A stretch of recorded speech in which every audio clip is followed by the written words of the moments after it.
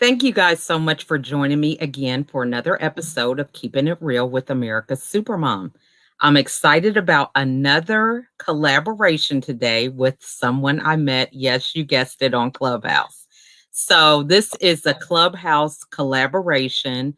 So happy to have Jordan here today because, we run this marketing room Monday through Sunday.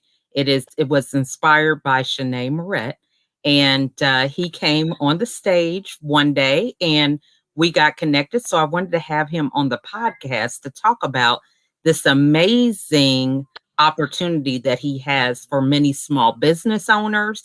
And I thought it would be something that you guys want to find out about. So, with that being said, I'm going to give Jordan the opportunity to introduce himself before we dive into this business opportunity.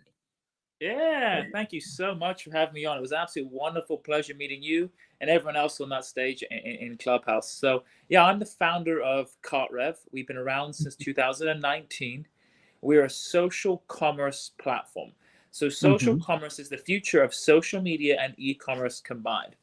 It's Okay. that it's a space where small businesses, medium business, big businesses can now represent their brand on social media through the very users of social media like never before. So very Hmm. excited to launch in May and sort of mobilize this opportunity for brands to control their customer acquisition costs and for their opportunity to decentralize wealth. That's one of my biggest passions is to Hmm. spread the wealth around to consumers and to small businesses. I love that. And so, this is definitely a trailblazing type of opportunity. So, talk to us how you move forward with this business venture. How did you connect with the right people and things of that nature?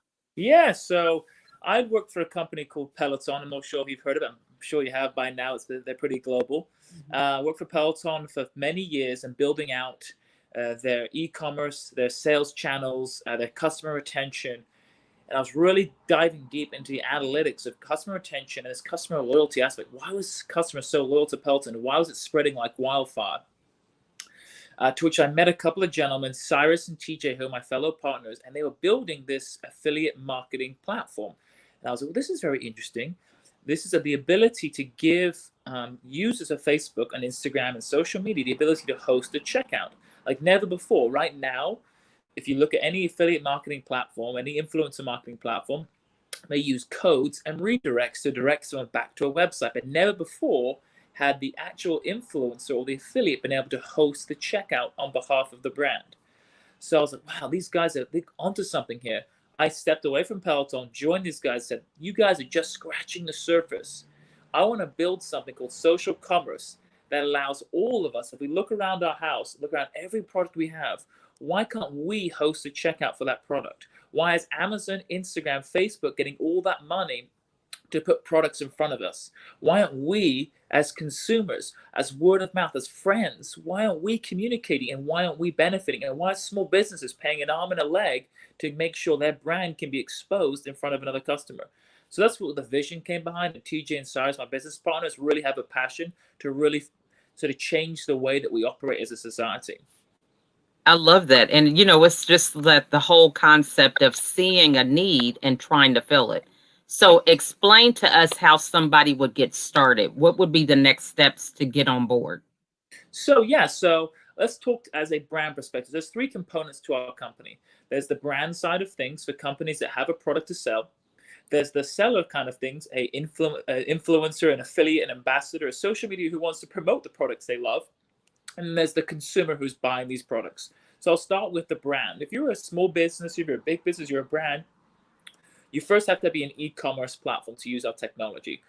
So whether you're on Shopify, WooCommerce, Magenta, Salesforce Commerce, we integrate with all these different platforms.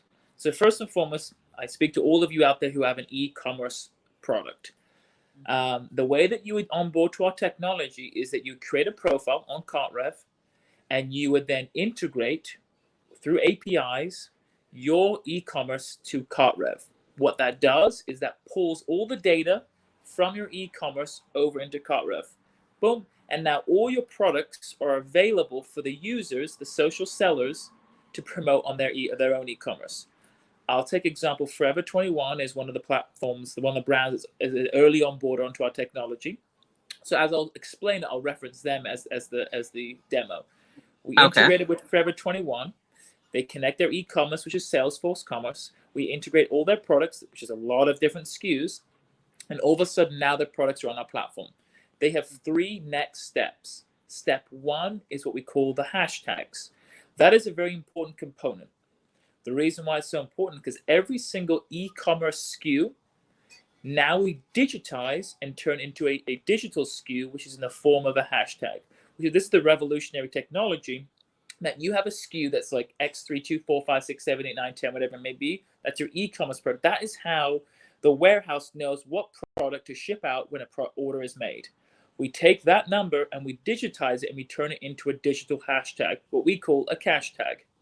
So if I, as a seller, want to promote a particular product, all I have to do is post that hashtag and my followers can buy that product within 2 clicks. Wow. Yeah. That's awesome.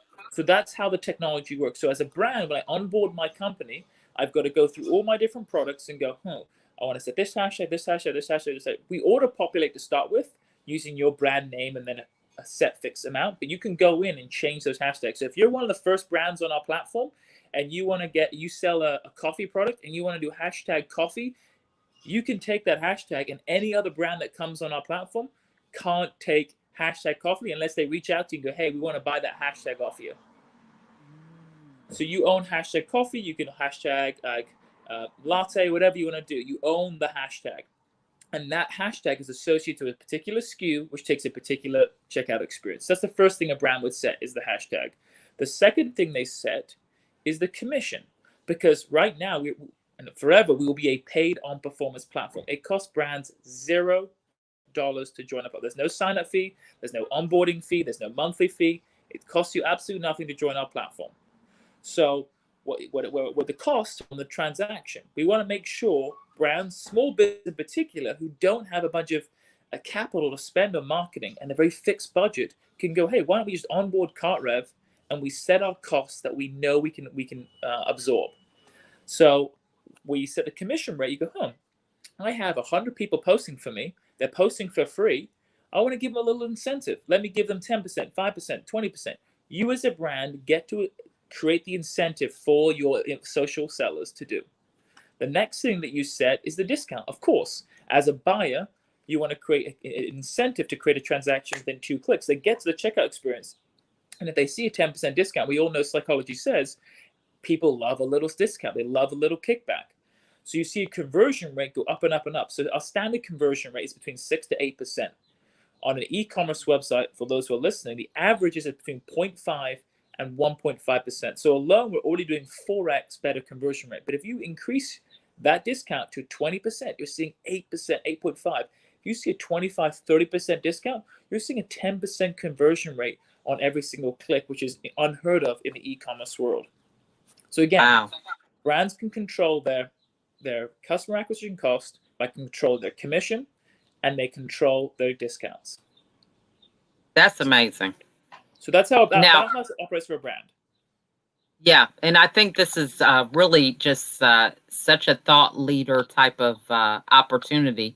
So, how did they get a hold of you? When is this going to be available? Yes, so we're going live in May. We have a wait list right now. It says we're going exclusive with 50 brands to start with. It's not open to everyone to start with. Just like I'm sure you all know Clubhouse, it started to go a little exclusive. We're doing the same kind of concept, not because of CartRev, because of Clubhouse. We had this logic. We wanted to start with 50 brands. So if you go sign up on CartRev and say join as a brand, you can get on that wait list. Maybe you'll be one of the first 50. Then at the 30-day mark, we're going to add in another 50. Then at the 90-day mark, we're going to open up the platform to everyone. So you have different tranches. You have the live in May with the first 50. Then a month later in June, we're going to go to 100. And then sometime in August, we're going to open the platform up to everyone. Okay, so when a consumer pays, the money goes to CartRev, and then CartRev pays out the... Even better, the money goes straight to the brand. This is the fun. Let's even sort of we built this to make it as beneficial to brands. So unlike Amazon, we all know Amazon. When you go to Amazon, you buy something on Amazon. Obviously, you're buying a Nike product, and Nike will has to gets paid a little bit. But actually, Amazon owns the customer because Amazon hosts the checkout. They own Right. the customer. They own all the details. They own all the emails. They own everything, and they take a 40% commission to make that transaction. Their revenue share is 40%. So a brand is like, well, I got a sale, but I lost 40% and I don't own the customer. With CartRev, we do host the checkout, but we act as a gateway so that all the customer information gets passed directly through the APIs onto their e-commerce. So it acts as if it's a checkout experience on your Shopify account. So then the brands still get to own the customer. So if they want to retain the customer, if they want to re-email, re-engage that same customer, they get to do that now. And we only take 5%. So unlike Amazon, who owns the customer and takes 40, we are 5, and we share the customer information over with you. Wow. Okay, that's amazing. Yeah. It sounds like it's a real good opportunity. So, talk to us about just your mindset, being able to be a thought leader like this. What are some things that you do in your daily routine for that? Yeah, so I spend every morning, I get up early, I spend an hour just thinking about, sending my mind, do my quiet time. I just think about what does the world need. I'm always thinking about, my life has been in sales, but more importantly, not just sales, it's about consumers. I like to get in the Mhm. mind of a consumer in our society. Where is it shifting? What are my needs? And what can I provide as a solution for those needs? And I've seen on social media, for example, over 77% of people have less than 10,000 followers. Basically, you have to have 10,000 followers on social media to monetize your social media. That means over 2.5 billion people on social media are just posting for content, and maybe they want to monetize their life. Why is someone with 10,001 follower so much better than someone with 999,000 followers? Like, why does that what that irked me. Like Mhm. what they put a marker at 10,000. So I really wanted to build something. So I spend my mornings thinking about solutions and people. I mean, in 2014, I built a company called Give, which was an online donation platform. So within on your phone, you'd have your phone, you could see what charities and nonprofits were in your region, and within 2 clicks, you could donate directly to these charities and nonprofits. On top of that, we were building out the technology before we sold it onto a company that allowed for, if you're walking around your street, and in LA in particular, there's homeless people everywhere. And I'm always like, I want to give, and I'm a generous person, but I never have cash on me. I'm always like, oh, sorry, I haven't got any cash. I can't just give them my credit card. They don't have a Squarespace to swipe. Mhm. Um, so I was like, how do I do this? Well, I was building the technology, and I'm going to bring it back in a couple of years when I have some time, that you can give every single homeless person what's called a fob.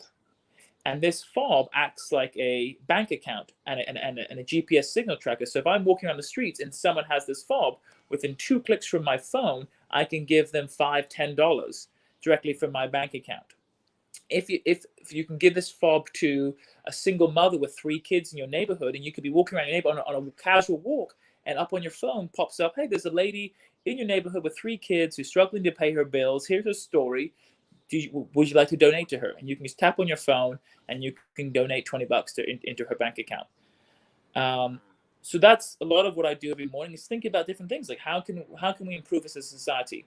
How can we get better? How can we support each other? How can we care for each other as better? So a lot of what I do when I build businesses, I always bring people into the businesses, and I always like to give money away. I like to think of how can we turn this into a revenue share for people. So yeah, whenever I meet someone on Clubhouse, I met 3 people yesterday who I've brought into the company. I said, hey, if you can get some brands on board, I'm going to give you 10% revenue share, whatever you bring in. I'm going to give you this. And that's just my heart. And so, yeah, I spend a lot of my mornings thinking about that, and sort of centering myself around that, because the moment I get greedy, that's when the wrong intentions and the wrong mindset comes into play. So true. And I love that you mentioned that. So, how did you acquire such a giving heart, so to speak? Because a lot of people talk about go give or pay it forward, but how did you get to have that mindset?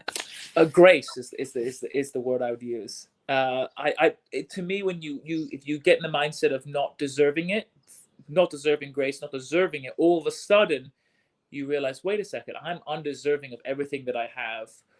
The moment I start feeling that I deserve this money, I deserve this beautiful house, I deserve this car, all of a sudden you get self-entitled. I set reminders on my phone. So I have an evening reminder called humility. Just every night at 6 p.m. I get a ding on my phone that says humility. That's all it says. It reminds me to be humble. Then I get another one at 8 p.m. that says honor, and it reminds me to be honoring to all the people around me. And then I have a morning one that says grace. It reminds me to be gracious to myself and gracious to others, because I first need that before I can be. So those are the things that really motivate me. Is I still feel undeserving of the gifts and the talents I have. Like, one thing I look around the world is like, I was blessed with a wonderful family. Yes, my parents got divorced, but I was blessed with a wonderful family, a great upbringing, went to private school in England, great education, blessed to be born in the world I was born in. 6'2", blonde hair, blue eyes, white. I got blessings. I got gifts, and I have to go, wow, why am I entitled to those? People who are born in Africa or in India in the slums, and they didn't pick where they were born. I didn't pick where I was born, and they didn't pick where they were born, and they are left with these opportunities, limited opportunities. And I'm left with so many opportunities, and am I entitled? I made all this for myself, or do I go, why don't you apply some of that logic that you, as a fetus, I didn't choose where I was born, neither did they. So how can I apply that same logic and go, I've got to give it back. I've got to make sure that I'm doing the most with what I've been given. I love that. Now, you'd have a lot of people your age who would be like, they don't understand the concept. So how do you balance being around people your age and other mature people who could appreciate your philosophy? Yeah, so I mean, I'm pretty unafraid in many ways. I don't. My friends have to know that's who I am. I'm unapologetic in being the way I am, because to me, the moment we become entitled, we've lost ourselves. And so I actually taken on during this pandemic helping teenagers. So I spend a couple hours every day helping teenagers who are going through Zoom school, and I'm instilling in them the same attitudes that I have. I feel very, very heartbroken for this generation of teenagers who are doing Zoom school, and addictions to video games and that kind of stuff is crazy, and it's destroying the mind, and they're becoming apathetic and lazy and entitled. And so I'm going in there and really reshaping them into understanding more about life and how to get the most out of life and how to work hard and that kind of stuff. So yeah, I mean, here in LA, there's a lot of people who are entitled and think, I want everyone to understand, like, to understand blessings and understand where it comes from. It doesn't come from you. Yes, your hard work does make a difference, but everyone is. I reference this example. It's like a 100-meter race. We're all in a 100-meter race, and some people's lanes are full of tar. Some people's lanes they start with no legs, and some people start with a jetpack on their back. And then the whistle goes, and it's like, oh, let's all get to the finish line at the same time. No, the guy with the jetpack is going to get to the finish line first. And I feel in my life I was blessed with a jetpack. And now, do I take the jetpack and say I'm the best and make it all for myself, or do I take the jetpack and try and bring as many people along with me and support and understand, like the guy who has a lane that's full of tar, and go, wow, that's an unfortunate hand that's dealt. How do I come along and support? How do I build technologies? How do I build things that support that person without not just entitling and saying, woe is you, but really coming alongside them and say, how can we do this thing together? I've been blessed with a jetpack. You've been given a life with a tar. How can we do something about that? And understanding, like, life is more than just finishing your own race. It's making sure everyone else can finish their race too. I love that. That is just a great analogy. I mean, that is just wonderful. So, um, for people who want to give back, they are in this space where they understand that these teenagers need somebody to pour into them, so to speak. How do they go about doing that? What advice would you give them? Yeah. So what I did is I found just two to start with. I found two kids through a local church who their parents were like, "Hey, my kids are struggling. They're not doing well. Can you? They need some mentorship. Can you come alongside them?" Sure. Let me look at my schedule. Let me take it on board. I took it on board.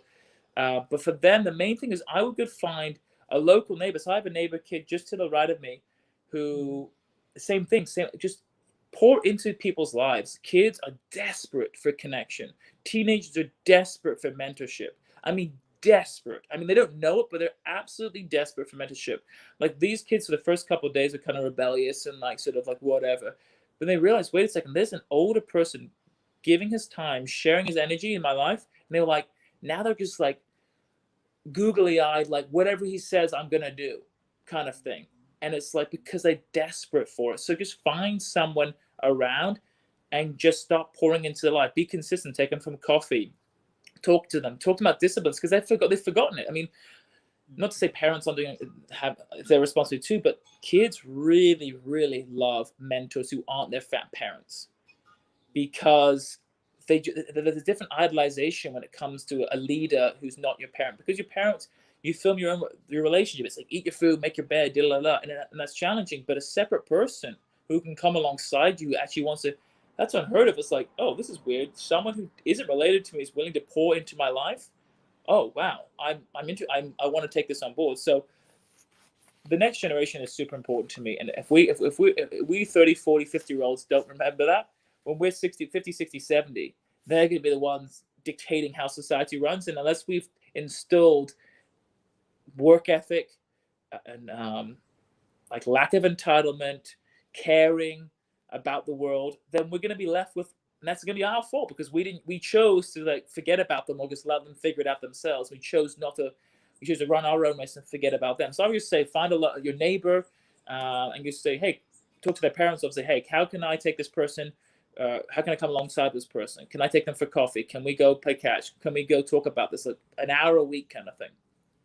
Love that. I mean, and that is so true. That's something that we can never have too much of, especially now because so many people are in this space and we didn't ask to be here, and everyone has a different way of kind of responding to it.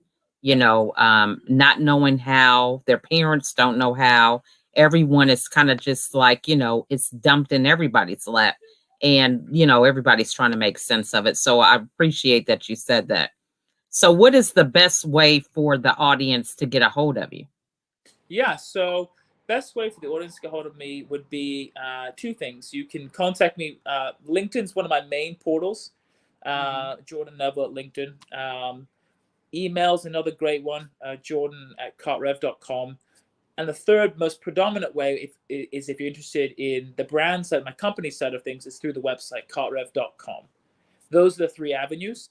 On a personal side, if you're interested in sort of getting to know some of my business aspects, I love helping people out. I would always email or LinkedIn are my two go-tos. But if you're more interested in the company side of things, definitely head to the website. All the contact information is on there. I love that. And so, this has just been very insightful, and I appreciate you sharing all of your wisdom with everybody. And I hope they were taking notes. It's just the philosophy, the mindset, I think is so important at a time right now. And being able to hear that from another business owner and just the hope and passion that you have to help people is so inspiring. I think, we can never have too much of that, especially now Yeah, as we thank you. work to rebuild, yeah, from this pandemic. So, with that being said, what final words would you like to share with the audience? Yeah, I think I'll actually resonate back to the teenagers. One thing I would love to share is I think the world's changing education. I think the world's changing college base. And as much as that we've lent into colleges and 4 year colleges and $50,000 and going into debt, as business owners, why I think we should build systems of apprenticeships again. Like the world is changing. I don't think we need another 5 million business degrees in sociology or business studies or just mind numbing degrees. I've never hired someone based on a degree. I've hired hundreds of people, never hired one based on a degree. Never. Yeah, To me, so the true. 4 years at Florida State, where they're partying for 4 years and they're doing gen eds for 2 years, isn't practical and they haven't learned much. I'd rather us business owners build systems of apprenticeships, internships, figuring out systems at age 18, 16, 18. Kids are learning the workforce, learning skills, learning actual practical things. Because in 10 years' time, the world's going to be so different as far as how much we've automated, what is now profitable, what is important as far as coding and all digital stuff. And like, it's going to be a different world. So how like these college degrees are becoming less and less important, and I would recommend business owners, rather than forgetting about them and saying keep throwing them in college and give them another 4 years, start building things in your company that allow these kids to come work for you for a summer, figure out what they want to do, get them the skill sets that's going to actually apply, and then they can all of a sudden become either business owners themselves because they've got the bug of building a business, or they understand skills like coding, development, and programming and that kind of stuff. So true. Because, it's like you spend this time learning something and then you have to unlearn it in order for you to be successful a lot of times in your Yeah. career and different business opportunities, Yeah. and everything changes rapidly anyway. Especially with the pandemic, I've never seen a bigger shift in how things are going to happen. And then e-commerce and social media and the way we're going to do business and transactions, there's never been a bigger shift than 2019, 2021. Never been a bigger shift. And it's only Yeah. going to escalate faster. So we have to understand as a society things are going to change. And colleges, to me, 90% of college educations are redundant. Now, I would say 10% based upon like lawyers, doctors, those kind of things. Outside of that, unless you need a medical profession or again a law profession, nurses, you don't need to go to college. You don't anymore. It really is really redundant. Unless you're going to Harvard Business School, outside of that, it makes no sense to me anymore. It's just debt for debt's sake. So true. And like I said, it works to make it harder for you to be flexible with the markets as the trends change and everything else. So definitely a great point to bring up.